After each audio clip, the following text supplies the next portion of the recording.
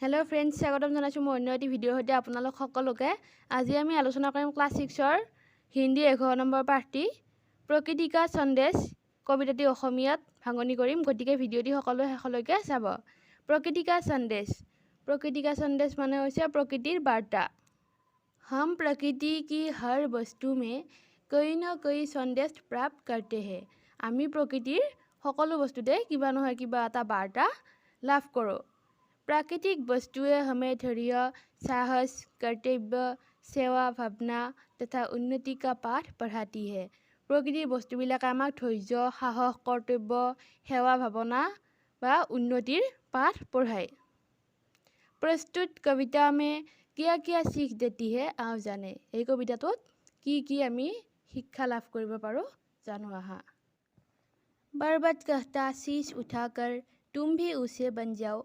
सागर कहता है लहराकर मन में गहराई लाओ। समझ रहे हो क्या कहती है उठ उठ गिर गिर तरल तरंग। भर लो अपने मन में मीठी मीठी मृदुल उमंग।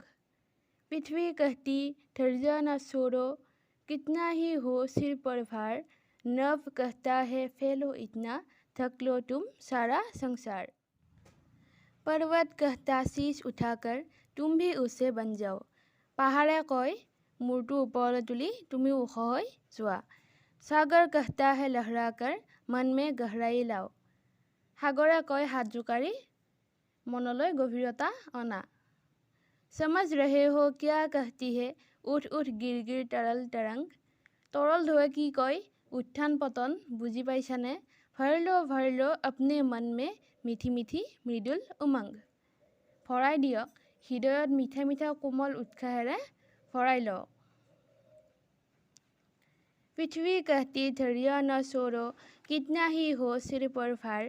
नभ कहता है फैलो इतना ढक लो तुम सारा संसार। পৃথিৱীয়ে কয় ধৈৰ্য নেহেৰুৱাবা कितना ही हो सिर पर भार মূৰটো যিমানে গধুৰ নহওক কিয়। नभ कहता है फैलो इतना ढक लो तुम सारा संसार আকাশে কয় ইমান বিয়পি তুমি গোটেই পৃথিৱীখন ঢাকি দিয়া।